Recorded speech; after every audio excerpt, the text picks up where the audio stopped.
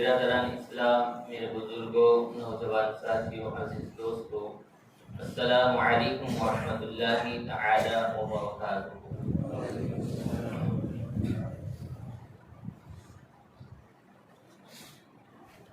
الحمد لله الذي نور قلوب العارفين بسراج الهداية والفرقان،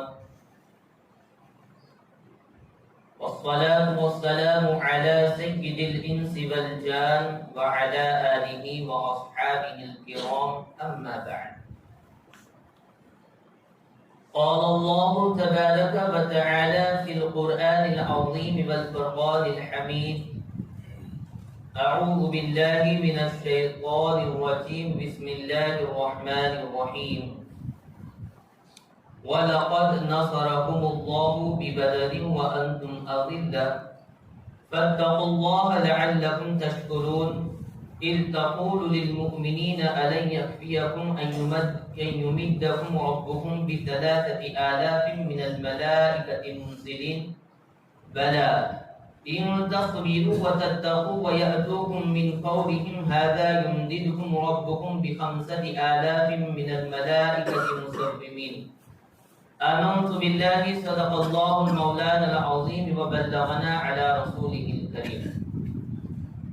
آئیے سورہ آل عمران کی جس آیہ کریمہ کو میں نے آپ حضرات کے سامنے تلاوت کیا، اس پر کچھ روشنی ڈالنے سے پہلے سبھی حضرات مل کر کے بارگاہ رسالت مآب صلی اللہ علیہ وسلم میں جھوم جھوم کر درود پاک پڑھیں. اللہم صلی علی سیدنا و مولانا محمد بارک وسلم صلاۃ و سلاما علیک یا رسول اللہ صلی اللہ تعالی علیہ وسلم. ایک مرتبہ اور نبی اور آل نبی پر درود پاک پڑھیں. صلی اللہ علی النبی و آلہ صلی اللہ تعالی علیہ وسلم، صلاۃ و سلاما علیک یا رسول اللہ صلی اللہ علیہ وسلم.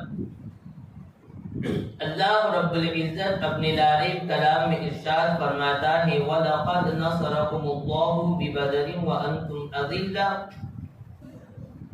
یقیناً اللہ تعالی نے بدر میں تمہاری مدد کی جب تم بالکل بے سر و سامان تھے. فَاتَّقُوا اللَّهَ لَعَلَّكُمْ تَشْكُرُونَ. تو اللہ سے ڈرو کہ کہیں تم شکر گزار ہو. اذ تقولوا للمؤمنین ألن يكفيكم أن يمدكم ربكم ب3,000 من الملائكة منزلين. جب اے محبوب تم مسلمانوں سے فرماتے تھے کیا تمہیں یہ کافی نہیں کہ تمہارا رب تمہاری مدد کرے 3,000 فرشتے اتار کر؟ بلا، ہاں کیوں نہیں. ان تصبروا وتتقوا، اگر تم صبر کرو اور ڈرو اللہ سے. وَيَأْتُوكُمْ مِنْ فَوْرِهِمْ هَذَا يُمْدِدُكُمْ رَبُّكُمْ ب5,000 مِنَ الْمَلَائِكَةِ مُسَوِّمِينَ. تو تمہارا رب تمہاری مدد کو 5,000 فرشتے نشان والے بھیجے گا. چنانچہ مومنوں نے بدر کے دن صبر کیا تو اللہ تبارک و تعالیٰ نے ان کی مدد کے لیے 5,000 فرشتوں کو نازل فرمایا. آج کے اس مختصر سے وقت میں حق اور باطل کے درمیان جو سب سے عظیم پہلا معرکہ، پہلی جنگ ہوئی، اس کے بارے میں اختصار کے طور پر میں آپ کو کچھ باتیں سمجھانے کی کوشش کروں گا. یہ معرکہ جو ہے وہ جنگ بدر کا ہے. بدر یہ مدینہ شریف سے 80 میل کی دوری پر ایک جگہ پڑتی ہیں، اور بدر ایک شخص کے نام سے وہ زمین تھی جس سے یہ جگہ مشہور ہوئی. اب یہ جنگ بدر کیسے واقع ہوئی؟ اس کا واقعہ کچھ اس طرح ہے، پس منظر اس طرح ہے کہ ابو سفیان کا ایک قافلہ جو کافی تعداد میں اونٹوں کے ساتھ مال تجارت لے کر کے شام گیا ہوا تھا۔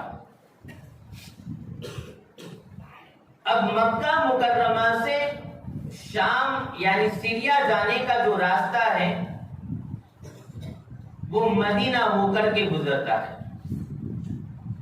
دو راستے تھے، ایک بحری راستہ تھا، سمندری راستہ تھا، اور ایک راستہ جو پیادہ جایا جا سکتا تھا، پیدل جایا جا سکتا تھا سواریوں کے ذریعہ، وہ راستہ مدینہ ہو کر کے گزرتا تھا۔ اب آپ کو پتا ہے کہ مسلمانوں نے نبوت کے 13ویں سال ہجرت کی، حضور صلی اللہ تعالی علیہ وسلم کے ساتھ، اور مدینہ کو اپنا مسکن بنایا۔ اب یہاں پر مسلمان جو ہیں وہ ایک بڑی تعداد میں ایک طاقت بن گئے تھے، ایک ریاست بن گئی تھی۔ مکہ کے جو مہاجر تھے وہ، اور مدینہ جانے کے بعد حضور صلی اللہ علیہ وسلم کی دعوت اور تبلیغ اور صحابہ کرام کے کردار کو دیکھ کر کافی تعداد میں اہل مدینہ نے اسلام کو قبول کر لیا۔ ابو سفیان کا وہ جو قافلہ تھا وہ بڑا مال والا تھا، جس سے مسلمانوں کو ایک کافی تعداد میں کافی کثرت سے فائدہ ہو سکتا ہے۔ حضور صلی اللہ تعالی علیہ وسلم کی معیت میں صحابہ کرام رضوان اللہ تعالی علیہم اجمعین چلے۔ یہاں پر مسلم شریف کی حدیث پاک میں آیا ہے کہ حضور صلی اللہ تعالی علیہ وسلم نے صحابہ کرام کے درمیان فرمایا کہ ہمیں ایک عظیم مقصد کے لیے جانا ہے، کیا تم تیار ہو؟ ظاہر سی بات ہے کہ جنگ کرنے میں انسان اپنی جان بھی گوا دیتا ہے۔ جب جان چلی جائے گی تو بیوی جو ہے بیوہ ہو جائے گی، بچے جو ہے وہ یتیم ہو جائیں گے، گھر جو ہے وہ شوہر کے بغیر ویران ہو جائے گا۔ مگر دیکھیں صحابہ کرام کا جذبہ ایمان۔ کلام مقدس میں رب تبارک و تعالی نے اس کے تعلق سے اشارہ فرمایا، ان اللہ اشتری من المؤمنین انفسهم واموالهم بان لهم الجنہ، کہ اللہ تبارک و تعالی نے مومنوں سے ان کی جانیں اور ان کا مال جو ہے وہ خرید لیا ہے۔ مسلمانوں نے اپنی جان اپنا مال بیچ دیا ہے، کس وعدے پر؟ جنت کے وعدے پر۔ انہیں کوئی پرواہ نہیں تھی ہمارا سب کچھ لٹ جائے، ہمارا سب کچھ برباد ہو جائے، مگر یہ ہے کہ حضور کی محبت کی خاطر ہم کچھ بھی کریں گے۔ وہ صحابی رسول اٹھے، عرض کی یا رسول اللہ، آپ ہمیں پوچھتے ہیں کہ کیا تم تیار ہو؟ آپ ارشاد فرمائیں، اگر آپ کہیں تو ہم اپنے گھوڑوں سمیت اپنے گھوڑوں کو سمندر میں دوڑا دیں۔ آپ اگر ہمیں اجازت دیں تو ہم دشمنوں کا مقابلہ کرتے ہوئے یمن کے آخری کنارے پر اس کی بارڈر تک چلے جائے، ہمیں اس کی پرواہ نہیں ہے، آپ حکم فرمائیں۔ پھر صحابہ کرام کا وہ جذبہ تھا تو ابو سفیان کے اس قافلے کا پیچھا کرتے ہوئے، تعاقب کرتے ہوئے صحابہ کرام گئے، مگر کسی طرح مکہ میں ابو جہل وغیرہ کو اس بات کا علم ہو چکا تھا، انہیں خبر پہنچ چکی تھی کہ مسلمان ابو سفیان کے قافلے کا جو تجارتی مال کے ساتھ آ رہا ہے، جو کافی تعداد میں ہے، اس کا تعاقب کر رہے ہیں، پیچھا کر رہے ہیں۔ اس نے اپنا جو وفد ہے وہ بھیجا اور ابو سفیان بحری راستے سے، سمندری راستے سے مکہ پہنچ گیا۔ مگر ابو جہل جو ہیں وہ ابو سفیان کے قافلے پر کہیں حملہ نہ ہو جائے، اس لیے وہ مکہ سے نکل چکا تھا۔ اور ابو جہل جو ہے وہ آپ جانتے ہیں کہ مکہ کا بڑا سردار تھا، اور اس وقت جو ہے وہ سردار جو ہوتے ہیں انہیں ایک فخر ہوتا ہے، ان کا ایک وقار ہوتا ہے۔ تو اس نے یہ سوچا کہ اب جو ہے ہم واپس جائیں گے تو مکہ میں ہمیں لوگ کیا کہیں گے کہ تم مسلمانوں سے ڈر کر کے واپس چلے آئے۔ تو وہ واپس نہیں گیا، وہ بدر تک چلا آیا اور وہاں پر انہوں نے خیمے گاڑ دیے۔ اب آپ دیکھیں یہاں پر کہ ابو جہل کا جو لشکر تھا اس کی تعداد 1000 تھی۔ کتنی؟ 1000۔ ان کے پاس 700 گھوڑے تھے، کئی اونٹ تھے۔ ہر ایک جنگجو کے پاس، ہر ایک جنگ لڑنے کے والے کے پاس زرہیں، تلواریں، اسلحوں سے وہ آراستہ تھے، بہت زیادہ ہتھیار تھے ان کے پاس۔ ان کے مقابلے میں مسلمانوں کے پاس چند گھوڑے تھے، شاید 8 گھوڑے تھے، 6 زرہیں تھی اور کچھ تلواریں تھیں۔ اور جن کے پاس تلواریں نہیں تھے انہوں نے کھجوروں کی جو شاخیں ہیں ان کی کو تلوار بنا لیا تھا۔ مالی اعتبار سے مسلمان اتنے زیادہ پاورفل نہیں تھے، مگر جذبہ ایمانی ان کا جو تھا وہ پہاڑوں کا بھی رخ، پہاڑوں کی بھی جگہیں بدل سکتا تھا، ہواؤں کا بھی رخ وہ بدل سکتے تھے، وہ ان کا جذبہ ایمانی تھا۔ مسلمانوں کا قافلہ بھی جو 313 اور ایک روایت کے مطابق 319 کی تعداد تھی وہ بدر میں پہنچا۔ کافروں نے جہاں چتیل میدان تھا، اچھی جگہ تھی، وہاں پر اپنے خیمے جو ہے وہ ٹینٹ جو ہے انہوں نے نصب کر لیے تھے۔ مسلمانوں نے بدر کا جائزہ لیا، جس جگہ انہوں نے اپنے ٹینٹ باندھے، خیمے گاڑے، اور اتنے زیادہ کوئی خیمے نہیں تھے۔ بخاری یا مسلم شریف کی حدیث پاک میں ہے کہ ایک عریش بنائی گئی، ایک جھونپڑی بنائی گئی، اور وہ بھی صرف اور صرف حضور صلی اللہ تعالی علیہ وسلم کے لیے بنائی گئی کہ حضور وہاں پر اس خیمے میں آرام فرمایا کرتے تھے، عریش اس کو کہتے ہیں۔ آج بھی اگر آپ جائیں تو وہاں پر اس جگہ جہاں بدر کے دن حضور صلی اللہ علیہ وسلم کی وہ جھونپڑی بنائی گئی تھی، وہاں پر آج ایک مسجد بنائی گئی ہے جس کو مسجد عریش کہا جاتا ہے۔ اب مسلمان جہاں پر اپنے مجاہدوں کے لیے جگہ انہوں نے مقرر کی تھی وہاں ریت تھی۔ اب آپ جانتے ہیں کہ جہاں ریت ہو وہاں پر سواریوں کے بھی پاؤں زمین میں دھس جائیں گے، ریت میں انسان بھی زیادہ تیزی کے ساتھ ریت میں نہیں دوڑ پائے گا، پاؤں جو ہے وہ اس میں دھس جائیں گے۔ اب اس اعتبار سے ایک صحابی رسول نے حضور صلی اللہ علیہ وسلم سے عرض کیا، رسول اللہ آپ نے یہ جو جگہ منتخب کی ہے، کیا آپ پر اللہ تبارک و تعالیٰ کی طرف سے کوئی وحی نازل ہوئی ہے یا جنگی تدبیروں میں سے آپ نے تدبیر کے تحت اس جگہ کو منتخب کیا ہے، طے کیا ہے؟ آقا نے فرمایا کہ مجھ پر کوئی وحی تو نازل نہیں ہوئی ہے۔ تو صحابی رسول اللہ کہتے ہیں، یا رسول اللہ جنگی تدبیر کے اعتبار سے یہ جگہ جو ہے وہ ہمارے لیے ٹھیک نہیں، مگر دیکھیں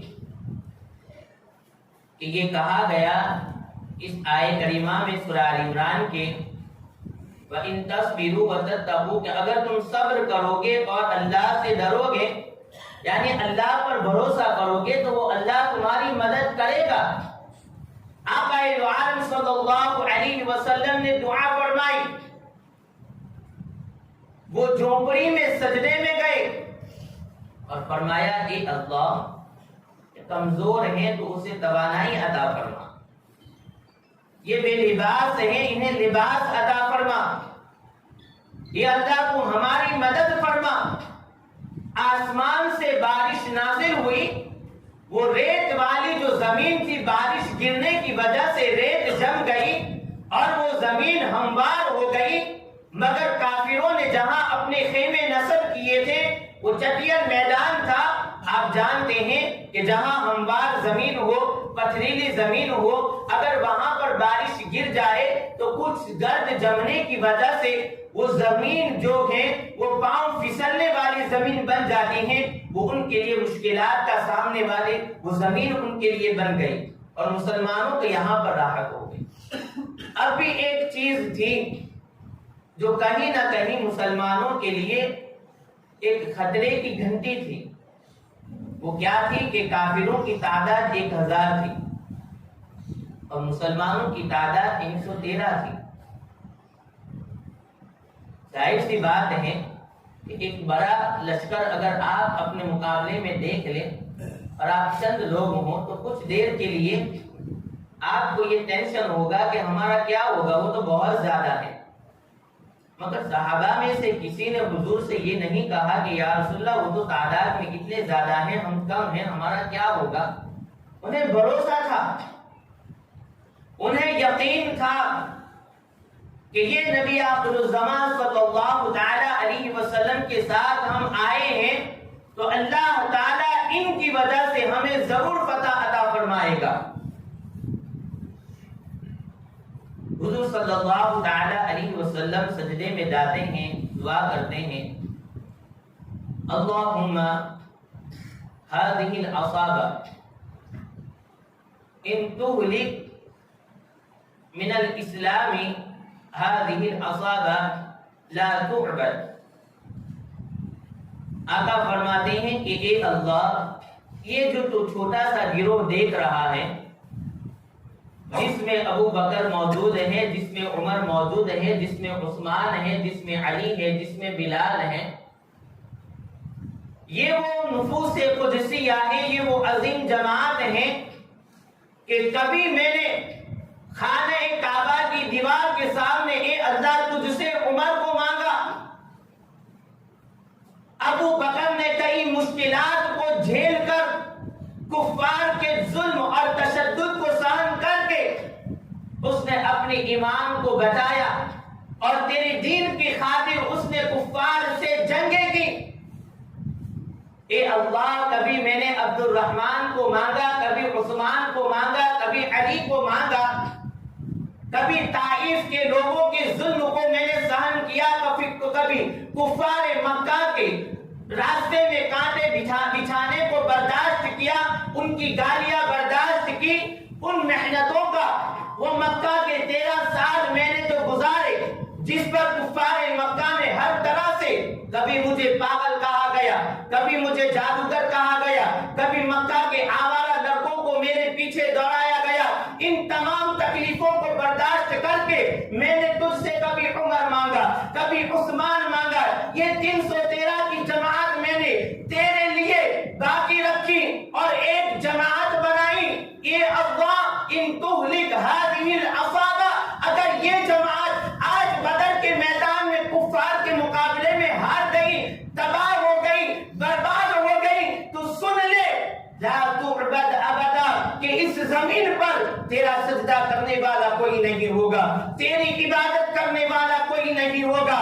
پھر دیکھا کہ وہ 313,000 کے مقابلے میں جب لڑنے کے لیے بدر میں تیار ہو گئے تو اللہ کی غیبی مدد ایسی آئی۔ صحابہ کرام فرماتے ہیں کہ ہم بدر کے میدان میں دیکھتے ہیں ایک کافر ہمارے سامنے گھوڑا لے کر آ رہا ہے، ہم دیکھتے ہیں کہ اچانک اس کا سر تن سے جدا ہو رہا ہے، وہ گھوڑے سے گر رہا ہے، کوئی وہاں قتل ہو رہا ہے، قتل وہ ہو رہے ہیں مگر قتل کرنے والے نظر نہیں آتے ہیں۔ ہم نے حضور سے عرض کی یا رسول اللہ، یہ کون سی چیزیں ہیں جو ہماری مدد کر رہی ہیں؟ تو فرمایا اے صحابہ، ابھی جبرائیل آئے اور خبر دی کہ اللہ نے تمہاری مدد کے لیے آسمان سے 5000 فرشتوں کی جماعت کو نازل فرمایا ہے۔ تو یہ کفار کے مقابلے میں مسلمانوں کی پہلی جنگ تھی جو ایک بڑی تعداد کے مقابلے میں مسلمانوں کو اللہ نے فتح عطا فرمائی۔ مگر اس جنگ بدر سے ہمیں یہ سبق ملتا ہے کہ صرف گھروں میں بیٹھ کر، مسجدوں میں بیٹھ کر دعائیں کرنے سے رب کی مدد شامل حال نہیں آتی۔ آج فلسطین میں، مسجد اقصی میں، غزہ میں، کشمیر کے مظلوم مسلمانوں پر دنیا کے کئی ممالک میں، ہمارے ہندوستان میں آپ دیکھ لیں کئی جگہوں پر آج موب لنچنگ کیا جا رہا ہے، مسلمانوں کو ہر طرح سے نشانہ بنایا جا رہا ہے۔ ہم آج دعائیں کر رہے ہیں کہ مولا ظالموں کا خاتمہ عطا فرما، ظالموں کو نیست و نابود کر دے، ان کو تباہ و برباد کر دے، غیب سے مدد فرما دے۔ میں آپ سے کہنا چاہتا ہوں کہ مدد ایسے نہیں آتی ہے۔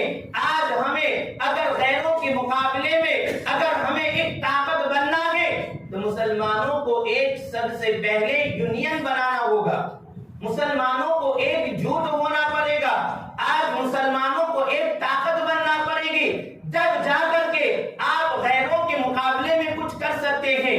آپ نے گزشتہ سال دیکھا ہوگا کہ ایک بدبخت عورت نے حضور صلی اللہ تعالی علیہ وسلم کے خلاف اپنی زبان سے کچھ نازیبا کلمات کہے تھے۔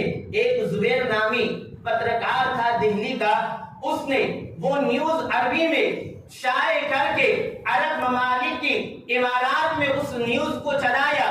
آپ نے دیکھا ہوگا کہ ایک عرب کی پرنسس، صرف ایک عورت نے اس چیز پر ایکشن لی، اس ایکشن کی بنا پر اس کو پارٹی سے دستبردار کر دیا گیا، اس کا استعفی لے لیا گیا۔ کب یہ ہوا کہ جب عرب کی کئی کنٹریاں مل کر کے اس کے خلاف انہوں نے اس چیز کو اپیل کیا، تب جا کر کے اس کے اوپر کچھ ایکشن لیا گیا۔ مگر آج ہمارا حال دیکھ لیا، دو سگے بھائی ساتھ میں ہیں، آج ہمارے بھائیوں میں محبت نہیں رہی ہے، پڑوسیوں میں محبت نہیں رہی ہے، گاؤں کے ہیں، گاؤں کے اندر اتحاد نہیں ہے، شہر میں اتحاد نہیں ہے، کئی گروہوں میں آج ہم بچ چکے ہیں۔ ہماری جو ایک طاقت تھی، ایک قوت تھی اتحاد کے نام پر، وہ طاقت آج ہم نے ختم کر دی ہے۔ مسلمانوں کا رہن سہن دیکھ لیں آپ، یہ رمضان کا مقدس مہینہ چل رہا ہے جو بڑی عبادتوں، ریاضت کا، بڑی برکتوں والا مہینہ ہے۔ آج ہمارا حال دیکھ لیں، نوجوانوں کا حال دیکھ لیں، کئی جگہوں پر رمضان میں کرکٹ کی آفر دی جا رہی ہیں، رمضان اسپیشل کرکٹ آفر، یہ بھی سننے کو مل رہا ہے جو آج سے پہلے نہیں سننے کو ملا تھا۔ ہم نے تو وہ آفر سنی ہے کہ حضور نے فرمایا 2 نفل پڑھو آپ کو فرض کا ثواب ملے گا، 1 نیکی کرو 70 نیکیاں آپ کو ملیں گی۔ مگر آج ہماری راہ روی دیکھ لیں، اوزار ہیں، ہتھیار ہیں، افواج ہیں، مگر وہ 313 کا لشکر نہیں ملتا۔ دی ہم نے اذانیں، علامہ اقبال نے کہا تھا بہت پہلے، دی ہم نے اذانیں یورپ کے کلیساؤں میں اور افریقہ کے تپتے ہوئے میدانوں میں، دشت دو دشت ہیں دریا بھی نہ چھوڑے ہم نے، بحر ظلمات میں دورہ دیے کوڑے ہم نے۔ ہم مسلمان ہیں، اسلام ہمارے پاس ہیں، یہ بس نہیں ہے۔ جذبہ ایمانی جو ہم کو صحابہ سے وراثت میں ملا ہے وہ پیدا کریں،